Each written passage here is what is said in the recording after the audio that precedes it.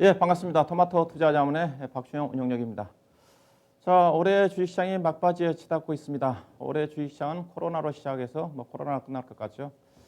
역설적이지만은 올해 코로나가 없었으면 우리나라 종합주가지수가 이렇게까지 올라왔을까, 그런 쪽까지 생각이 좀 될 정도인데, 어떤 주식시장은 항상 그런 것 같습니다. 위기가 기회가 좀 되는 것 같죠. 남은 4영업일 잘 마무리하시고, 특히 오늘 하루 시장 열리고 내일 크리스마스 연휴가 좀 들어가니까 잘 보내야 좀 되겠죠. 자, 보도록 하겠습니다. 자, 먼저 아시아 증시와 간밤에 끝난 미 증시 간단하게 좀 점검을 좀 하도록 할 건데요.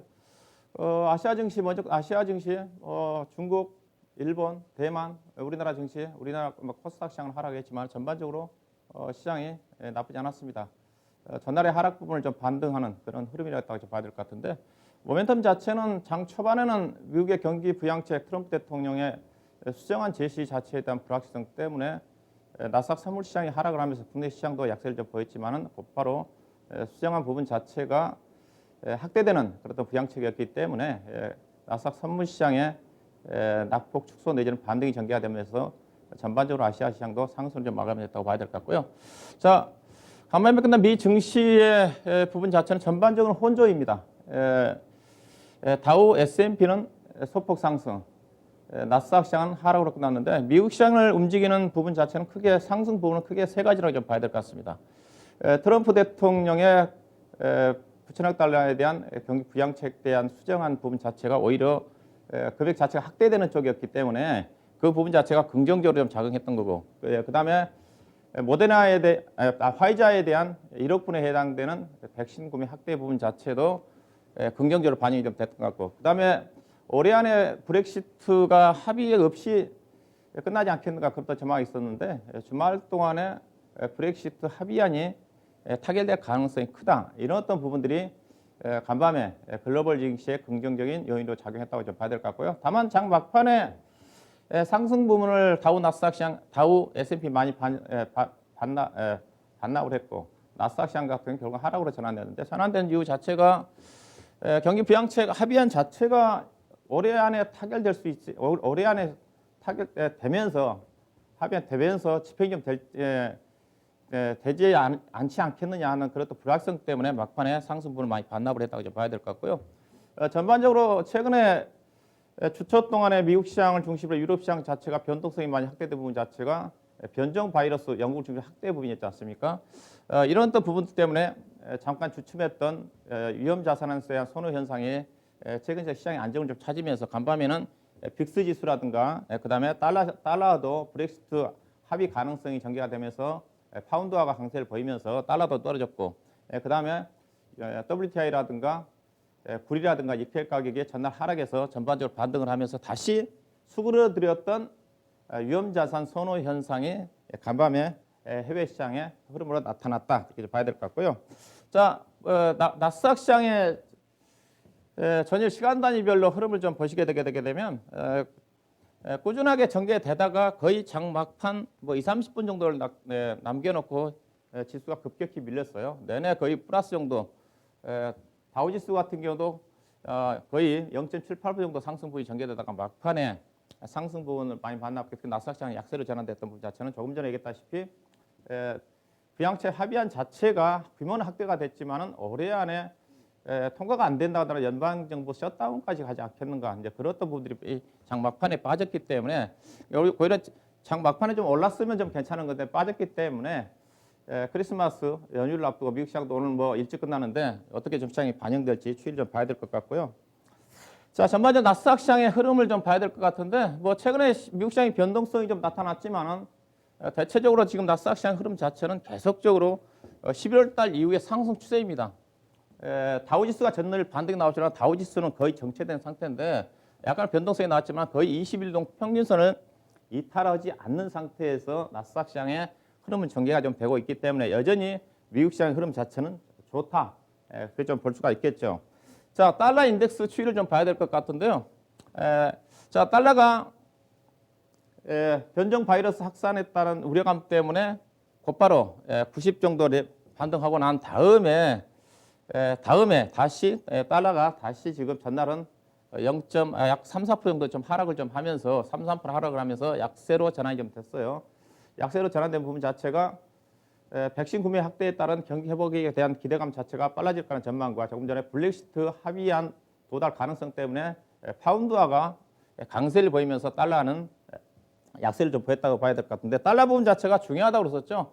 전일 외국인 투자가들이 국내 시장에서 오래간만에 매수를 했는데 이 부분이라 좀 봐야 될 것 같습니다. 결국은 달러가 약세를 보여야지 원화가 강세를 보이면서 외국인 투자가들 입장에서 본다면 한차손에 대한 부담이 사라지면서 주식을 국내 시장에 매수할 수가 있거든요. 그래서 달러가 우리 원화가 강세로 보여야 즉 원화가 떨어져야 되겠죠.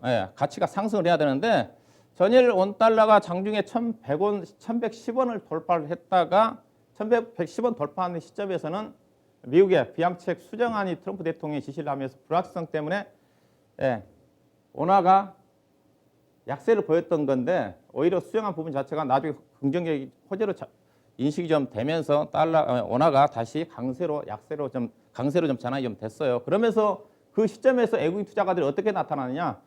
전일 외국인 투자가들 매매 동향을 보게 되게 되면 10시 때 1,000억 정도를 매도를 했습니다. 그때 우리 원화가 1,110원이었었어요. 근데 종가는 지금 원화가 지금 약 7원대 정도도 끝났죠. 그러면서 그 이후로 외국인 투자가들이 매도 규모를 줄이면서 장 막판에 800 정도까지 매수를 전환이 됐다는 거죠. 즉 오늘 이후에 만약에 조금 전에 제가 보기엔 달러는 추가적으로 강세를 보일 가능성이 커요. 그러면 원 달러 환율 자체도 다시 전일 1,110원 고점을 찍고 원화가 강세를 보이면 외국인 수급도 추가적으로 이 시간 이후에 긍정적으로 나올 가능성이 크다. 그래서 전일 달러 약세와 원화의 1,110원대 고점 찍고 상승 탄력이 떨어지면서 거의 부합 수준에 마무리됐다는 측면에서 오늘 원달러 환율 추이를 잘 보셔야 좀 될 것 같고요. 자, 전일 미국 시장에서 특징주 한 종목을 좀 꼽아봤는데요. 푸얼셀 에너지입니다. 전일 미국 시장에서 보면 백신 구매 확대에 따라서 경기 관련 종목인 다우 지수가 상승이 좋았고 그중에서 에너지라든가 JP모건 중심으로 한 골드만삭스라든가 금융주들이 2%대 가까이 상승했죠. 요즘 미국 시장에서 개별 종목들 우리 시장도 요즘 자율주행을 중심으로 해가지고 개별 종목들 활발하게 움직이기 전개되는데 미국 시장도 개별 종목들이 움직이기 상당히 활발합니다. 전일 푸어셀 에너지나 소연료 전지의 회사를 좀 봐야 될 것 같은데 전일 25%가 떴어요. 이 종목뿐만이 아니라 플러그 파워라든가 블룸 에너지라든가 수소연료 관련 종목들이 연일 급등입니다. 최근 들어서 보니까 일주일 동안 40, 50% 정도 올라간 것 같고 예사 같은 경우는 저점에서 거의 일주일 동안 거의 70% 넘게 좀 상승한 것 같아요. 최근에 미국의 태양광 관련 종목들 같은 경우도 저점에서 일주일 동안 50%, 60% 올라가고 있고 전일은 약간 태양광 관련 종목들은 쉬었습니다. 그래서 우리 시장 같은 경우도 요즘 수요일에 관련 종목들은 좀 쉬고 있는 쪽인데 최근에 미국 시장 같은 경우도 바이든 정부 출범을 앞두고 신재생에너지 관련 종목들이 활발하게 움직임이 전개되고 있다. 다만 전일 니콜라 주가 자체는 많이 떨어졌었죠. 니콜라와 별개로 수요연료 관련 종목들은 여전히 긍정적인 흐름이 전개되고 있다는 것을 보실 필요가 있을 것 같고요. 자, 국내 시장 좀 보도록 하겠습니다. 이제 국내 시장은 엇갈린 흐름이었었죠. 코스피는 강하게 반등을 좀 했고 코스닥 시장은 이틀력 하락세가 전개됐다고 봐야 될 것 같은데 코스피는 전일 26포인트 가까이 반등을 하면서 전날 45포인트 하락 부분을 거의 3분의 2 정도의 되돌림이 나왔어요. 의미 있는 반등이라고 좀 봐야 될 것 같고 반면 코스닥 시장 같은 경우는 전날 2.6% 빠진 데 의해서 전일도 0.6% 정도 좀 하락이 좀 나왔어요. 코스피 지수의 강세 부분 자체는 외국인 투자가들이 오래간만에 기관 외국인 투자가들이 거의 10일 만에 쌍끌이 매수가 들어왔던 부분이 긍정적으로 작용했다고 좀 봐야 될 것 같고 코스닥 시장의 약세 부분 자체는 아무래도 전일 대웅제약이 하한가에 들어가면서 바이오 종목들이 투자 심리가 많이 유축이 좀 되면서 그 부분에다가 또 어제 이제 코스피 시장 쪽에 LG전자가 주가가 강한 상승을 이끌면서 코스피 시장 쪽으로 관심이 많이 쏠리면서 그런 부담도 상대적인 코스닥 시장의 약세로 나타난 게 아닌가. 여기다가 지금 코스닥 시장 같은 경우는 이제 올해 주시장 얼마 남지 않았고 또 오늘 이후에 또 연휴가 들어가고 또 바로 또 올해 납해일 이후에 4거일 정도의 긴 휴일이 좀 있기 때문에 그 연휴 기간 동안에 수급적으로 신용 물량들이 그 사이에 있는 분들이 선제적으로 나왔던 부분 자체도 약세로 부분이 나온 게 아닌가. 이런 부분들은 오늘 이후에도 코스닥 시장 같은 경우는 영향을 미칠 수 있다고 좀 봐야 되겠죠. 수급적으로 전기전자를 어제 집중적으로 기관 외국인 투자가들이 쌍끌이 매수에 집중을 했다. 그다음에 서비스라든가 유통 기계업종을 매수했다고 봐야 될 것 같고요. 건설과 금융업종 중심으로 해서 외국인 투자가들이 기관과 매도를 했다고 봐야 될 것 같은데요. 코스피 지수의 차트 좀 보도록 하겠습니다. 코스피 지수의 차트 흐름 자체는 일단은 반등에 성공을 하면서 지난 12월 7일 이후에 코스피 지수가 2,730포인트 안착한 이후에 다시 박스권에 해기를 했습니다. 현재 흐름이 전개된다고 좀 봐야 되겠죠. 그래서 코스피 시장 같은 경우는 전 특징 자체는 20일 이동 평균선을 강하게 좀 지지를 받으면서 양봉이 나왔다는 거죠. 그래서 어떻게 보면 코스피 지수는 충분히 단기 저점이 나왔다고 좀 볼 수가 있습니다. 올해 이론 배당락 지수가 아마 40포인트 언저리 정도가 될 건데 이론 배당락 지수를 감안한다 하더라도 올해 종합주가 지수는 충분히 2,700포인트 언저리 내지는 만약에 배당락이 된다 한다면 2,680포인트 정도에서는 방어가 좀 되면서 마무리될 가능성이 전일 강한 흐름으로 좀 나타났다고 봐야 될 것 같고요. 반면에 이제 코스닥 시장 같은 경우는 조금 좀 위태위태합니다. 21동 평균선에서 전일 코스닥 시장의 21동 평균선이 918인데 그 917인데 어제 918 정도에서 약간 아래꼬를 좀 달고 약간 반등을 했지만 양봉 전환에는 실패를 했죠. 오늘 이제 21동 평균선이 920까지 올라왔어요. 지금 923이니까 오늘 코스닥 시장 같은 경우는 기술적 지표상으로 21동 평균선을 지지할지를 테스트를 해봐야 될 것 같은데 조금 좀 약간의 하향할 가능성이 있어 보입니다. 그렇다고 해서 21동 평균선을 이탈한다고 그래가지고 매도할 수 있는 그런 부분은 아니죠. 코스닥 시장의 지금 약세 부분 자체는 조금 전에 코스피와 다른 부분 자체는 수급적인 부담, 연말에 아무래도 개인 투자가들의 주주명부 등재를 꺼리는 물량과 연휴 기간 동안에 집중된 신용 물량 자체를 소화하는 수급적인 부담이 항상 연례적으로 이 시점에서 나오는 부분이기 때문에 오늘만 잘 견디고 오늘과 다음 주 월요일 정도 잘 견디면 배당락 위에는 코스닥 시장이 빠르게 반등 나올 가능성이 크지 않겠는가 그렇게 말씀드리도록 할 거고요. 자, 수급 좀 짧게 좀 보도록 하겠습니다. 전일 최근에 지난주 월요일부터 해가지고 전일까지 수급적인 동향인데요. 전일 수급의 특징은 보시다시피 코스피 시장 쪽에서 기관과 외국인 투자가들이 쌍끌이 매수가 들어왔다는 거죠. 외국인 투자가들 826억, 그다음에 기관 투자가들 1,748억 정도. 그다음에 코스닥 시장 같은 경우는 외국인 투자가들이 대규모 매수가 들어왔음에도 불구하고 개인 투자가들이 오히려 어제 같은 경우 사야 되는데 그렇다 수급적인 부담 때문에 오히려 개인 투자가들이 매도가 나오면서 코스닥 시장은 상대적인 약세 흐름이 좀 나왔다. 그렇게 봐야 될 것 같고요.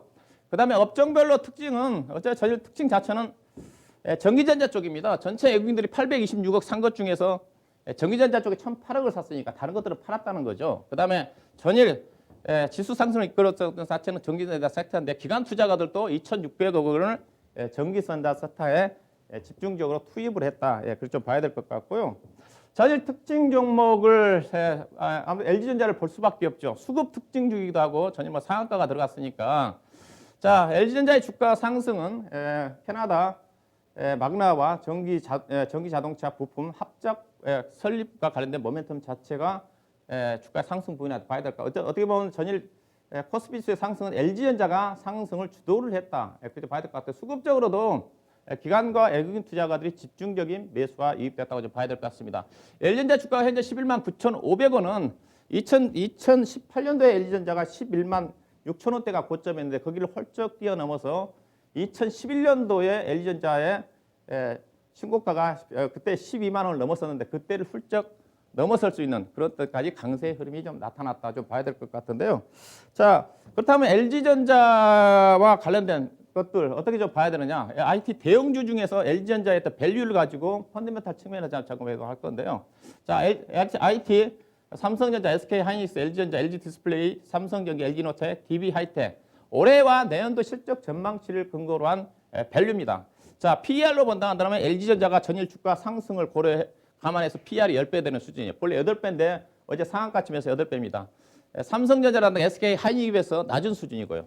낮은 수준입니다. PBR 지표상으로도 1.3배 되는 수준이 가장 낮은 수준이죠. 그 다음에 자기자본율도 상당히 높은 수준입니다. 즉 LG전자 같은 경우 주가가 상당히 저평가를 받고 있으면서도 불구하고 못 갔던 이유 자체가 그동안 성장 모멘텀이 없었기 때문이거든요. 스마트폰 사업 부분에서 계속 적자가 나고 전장 사업 부분 같은 경우도 2013년도에 진입한 이후로 계속 적자가 났던 부분인데 이번에 전장 사업 부분 중에서 크림 부분, 전기차 사업 부분을 떼어놔가지고 별도 설립을 해가지고 캐나다 마그나와 합작을 통해 가지고 전기 자동차 부품 쪽에 진출한다는 부분이니까 이 부분 자체가 결국 최근에 이슈화되고 있는 애플카와 관련해 가지고 모멘텀이 함께 부각될 수 있는 그런 부분이기 때문에 충분히 성장 모멘텀이 주가의 저평가와 함께 올라갈 가능성이 크다. 그동안 성장 모멘텀이 없어서 제대로 평가를 못 받았던 부분 자체가 별 보시다시피 여전히 제가 보기에는 IT 쪽에서는 LG전자가 싸고요. LG전자는 저도 마스터 포커스 시간 7만 원대에서 자주 언급해 드렸던 종목이죠. 그다음에 이 아래에 있는 쪽 LG 디스플레이는 관련이 없죠. 별로 관련이 없는 거고 LG 이노텍이 상대적으로 삼성전기보다 여전히 싸다고 그랬죠. 그다음에 DB 하이텍, IT 제공주 쪽에서는 LG전자의 모멘텀과 더불어서 여전히 긍정적으로 볼 필요가 있지 않겠는가 그렇게 말씀드리고 자, 그다음에 코스닥 시장의 수급적인 특징 종목 중에서 KMW입니다. 어제 기관 외국인 투자가들이 함께 동반 쌍끌이 매수가 들어왔던 부분이라고 봐야 될 것 같은데 오랫동안 쉬었다가 이제 5G 관련 종목들은 올해 이제 투자가 좀 정체가 좀 되면서 실적이 안 좋았는데 내년도부터 미국이라든가 일본을 중심으로 해서 본격적인 투자 확대에 따라 가지고 실적이 좋아질 거다. 근데 그렇던 기대감 자체가 선제적으로 매수가 들어온 것 같습니다. 결국 이들 관련 종목들은 5G는 내년도 1월 달에 내년도에 기대를 해볼 수 있는 그런 포인트 자체가 수급으로 먼저 선제적으로 나타나고 있는 게 아닌가. 전일 5G 관련 종목들 전반적 움직임이 좋았다고 좀 봐야 되겠죠. 자, 그다음에 올해 시장이 지금 올해 막바지니까 올해 글로벌 시장의 주가 흐름을 지수의 흐름을 제가 표를 좀 만들어 봤습니다. 자, 우리나라 시장의 압도적인 상승률입니다. 올해 시장 가장 세계에서 많이 뜬 게 나스닥 시장이 42.7% 떴고요. 그다음에 코스닥 시장이 37.8%, 그다음에 코스피가 25.6입니다. 그다음에 대만 증시가 18.6. 미국의 다우지수 같은 경우는 5%밖에 안 떴어요. 우리나라 증시가 두드러진 상승을 보였던 부분 자체인데 오히려 그 코로나 부분 자체가 우리나라한테는 전화위복의 계기가 좀 됐다고 봐야 될 것 같은데요. 자, 업종별로 차이가 상당히 많죠. 올해 가장 많이 뜬 게 업종별로 보면 제약 바이오 종목이 삼성 바이오로스나 셀트리온 주가 영향 때문에 84% 가까이 떴고 그 다음에 LG화학이 포함이 되어 있는 화학 부분이 37.6%, 그 다음에 전기전자, 그 다음에 기계가 많이 떴던 부분 자체는 기계업종에 소속되어 있는 두산중공업이 많이 떴고 그 다음에 풍력 관련 대표적인 종목인 CS인두가 주가 급등을 하면서 기계업종이 독보적인 상승을 보이는데 보시다시피 근데 반면에 은행, 의류, 전기가스, 보험, 통신 같은 경우는 주가 상승 신고가 국면 쪽에서 상대적으로 지금 많이 부진하죠. 업종별 차별화가 심했다고 봐야 될 것 같은데요. 근데 여러분들이 지금 시청자들이 고민하시는 분입니다. 지수는 많이 떴는데 내년도에 좀 부담되지 지수 때문에 얼마만큼 수익을 낼 수 있지 않겠나. 이걸 보시게 되면 기회는 많다는 거죠. 조금 전에 업종별 차별화가 심했다는 거고 올해 지수 상승을 이끌었던 종목들은 제가 봤더니 삼성전자, SK하이닉스, LG화학, 삼성바이오, 셀트리온, 네이버, 삼성에서 카카오, NC소프트 관련 시가총액 상위 종목들이 우리나라 종합주가지수 산정 방식이 시가총액 방식이잖아요. 이들 관련 종목들이 시가총액이 291조 원이 늘어났습니다. 전체 작년 연말에 시가총액이 1,476조 원인데 지금 1,822조 원이거든요. 전일까지. 그래서 이들 관련 종목들 평균 84%인데 이들 관련 종목들이 상승을 주도했기 때문에 물론 이들 종목들이 내년도도 가겠지만 소외를 받았던 종목들도 내년도에 기회가 많다는 거죠. 그런 관점에서 지수만 보지 마시고 여전히 내년도 국내 시장 자체가 긍정적인 부분이다. 좀 보시면 될 것 같고요. 자, 투자 전략입니다. 자, 일단은 오늘은 연휴를 앞둔 경계감이 있을 겁니다. 그다음에 또 내년도 시장도 올해 시장도 얼마 남지 않았기 때문에 그래서 조금 전에 개인들의 수급이 조금 위축될 수밖에 없어요. 수급이 여전히 유동성 부분 풍부하지만 여기다가 긍정적인 부분 자체는 연말에 앞두고 올해 배당 매수 차익거래가 안 들어왔었는데 전일 금융투자 중심으로 매수가 들어왔던 부분 자체는 그 영향이 크다고 좀 봐야 될 것 같아요. 그래서 조금 전에 환율의 안정과 함께 외국인 투자가 프로그램 중심으로 해서 수급이 들어올 가능성이 크다. 그래서 충분히 지수는 하방이 좀 지지가 되지 않겠나 봐야 될 것 같고요. 올해는 대체적으로 제가 보기에는 기간 조정 흐름이 전개될 것 같습니다. 코스닥 시장은 오늘만 잘 버티면 다음 주부터는 수급이 좋아질 가능성이 크다고 좀 봐야 될 것 같고 지금 시장 자체는 당분 행보가 전개될 가능성이 크니까 2021년도 시장을 대비한 포트를 구성을 해야 될 것 같고요. 오늘과 그다음에 다음 주는 배당락 함정에 유의를 해야 필요가 있지 않겠나 생각이 좀 되고 매매 전략은 지난번과 똑같습니다. 제가 화요일 날 출연했었죠. 1월 효과에 긍정적으로 반응할 종목에 집중하셔야 될 것 같고 그 종목이 어떤 종목이냐? 최근에 지난주에 움직였던 반도체 장비, 그다음에 CS인들을 중심으로 한 신재생에너지, 반도체 소재, 그다음에 5G, 그다음에 최근에 애플카를 중심으로 이슈화되고 있는 자율주행과 관련된 종목들 그다음에 1월 효과와 관련된 저기 JP모건 컨퍼런스라든가 CS2019와 관련된 종목에 관심을 가져볼 필요가 있지 않겠 생각이 좀 되고요. 그다음에 제가 1월 효과와 관련된 표가 좀 빠졌는데 자료 제가 배당량 함정에 유의하라고 그러지 않습니까? 제가 표를 제가 2016년도 이후에 고배당주들의 주가 흐름을 좀 보게 되게 되면요. 배당을 받고 투자하는 고배당주들 같은 경우는 거의 회복이 안 됩니다. 예컨대 KT라든가 SK텔레콤 같은 경우 작년도 배당락 이후에 지금도 그 배당락 주가를 회복을 못했어요. 은행주도 마찬가지입니다. 기업은행 예를 든다 한다면 600원 배당을 받으려다가 작년도 이맘때 주가가 12,000원인데 지금도 주가가 7,000원, 8,000원입니다. 그 뒤로 작년 연말 이후에 배당락 회복이 안 됐어요. 그래서 그 배당을 받으려고 하지 마시고 배당도 받으면서 내년도 1월 달에 곧바로 시세 차익까지 노릴 수 있는 그런 종목으로 배당 투자를 해야 된다는 거죠. 그래서 오늘과 그다음에 다음 주 월요일 고배당주 관련 종목들 만약에 주가가 올라간다 그러면 배당락 함정에 빠지는 거 유의하시고 근데 제가 생각하기에는 올해는 고배당주들이 최근에 주가가 안 올랐기 때문에 상대적으로 배당락은 많지는 않을 것 같습니다. 그렇지만 과거에 흘러간다 한다면 고배당주도 알려진 종목들은 배당락 함정에 빠져서 1월달, 2월달, 3월달 장 좋을 때 주가가 못 올라가는 경우가 많기 때문에 그것만 유의하시면 되지 않겠는가. 자, 이 정도로 좀 말씀 좀 드리고요. 자, 오늘 하루 성공 투자하시고 크리스마스 연휴 잘 보내시고 다음 주는 아마 우리 강제운용 여기과 함께 이 시간을 함께 하실 것 같습니다. 제가 준비한 내용은 여기까지입니다. 고맙습니다.